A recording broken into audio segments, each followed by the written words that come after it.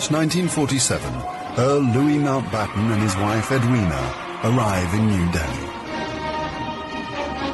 The great-grandson of Queen Victoria and second cousin to George VI, Mountbatten brings a regal presence to the drama of India's independence. As the last viceroy, he bears responsibility for India's fate. 2nd of April, 1947. I have now completed my first week in office. I should like to be able to paint an encouraging picture of my first impressions, but feel it would be misleading if I did so. The scene here is one of unrelieved gloom. At this early stage, I can see little common ground on which to build any agreed solution for the future of India.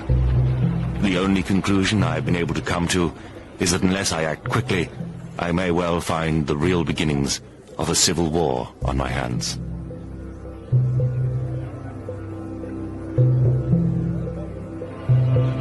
By May, attempts to create a unified India have failed. Gandhi retreats from political life. Muhammad Ali Jinnah, leader of the Muslim League, and Jawaharlal Nehru of the Indian National Congress concede to divide India. Fearing a total loss of control, Mountbatten brings forward the transfer of power to August. Two nations will be created by partition, a secular India and a new homeland for India's Muslims, Pakistan. Independence, Nehru addresses the people of India. Long years ago, we made a tryst with destiny, and now the time comes when we shall redeem our pledge. At the stroke of the midnight hour, when the world sleeps, India will awake to life and freedom.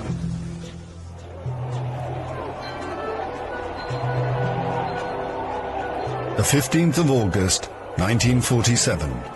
The British Empire in India has come to an end. The last viceroy, Louis Mountbatten. The flag raising and the salute were done amid scenes of the most fantastic rejoicing. And as the flag broke, a brilliant rainbow appeared in the sky, which was taken by the crowd as a good omen.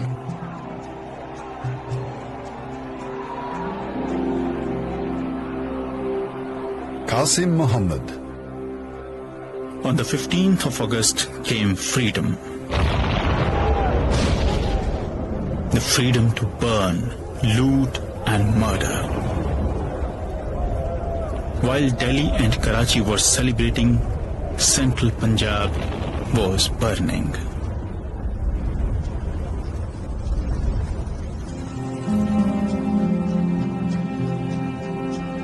Between August 1947 and March 1948, 4.5 million Hindus and Sikhs are forced to migrate from Pakistan to India. 6 million Muslims must move in the opposite direction. Britons and Indians witness the bloodshed. Shahid Ahmed.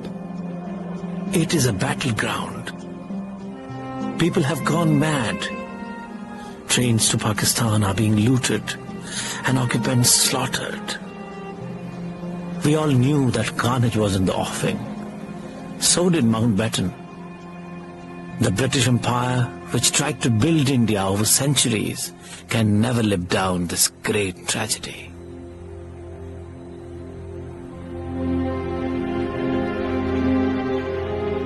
Lieutenant Colonel Hubert Boyd Hudson. The sight from the air was awe-inspiring. In this chaos, millions of refugees were struggling to get to India or Pakistan. Thousands of others were doing their best to prevent them, murdering them by the hundred. But death is nothing. There are things more terrible than death.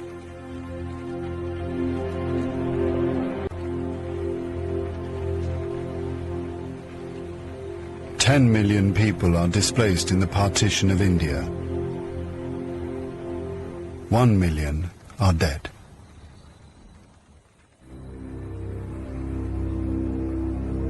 By the summer of 1948, most of the British have left. Hubert Boyd Hudson has been in India for 15 years. India is full of ghosts.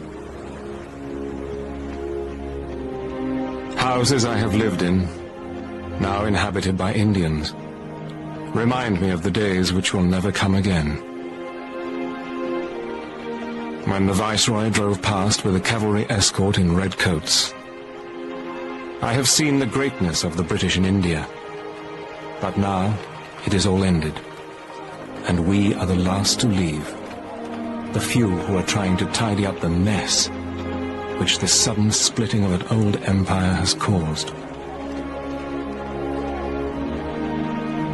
Britain has lost its greatest imperial possession. Mahatma Gandhi once said that if India became free, the rest of the empire would follow. In the next 10 years, the fire of India's independence will spread around the globe, from the Middle East to Africa.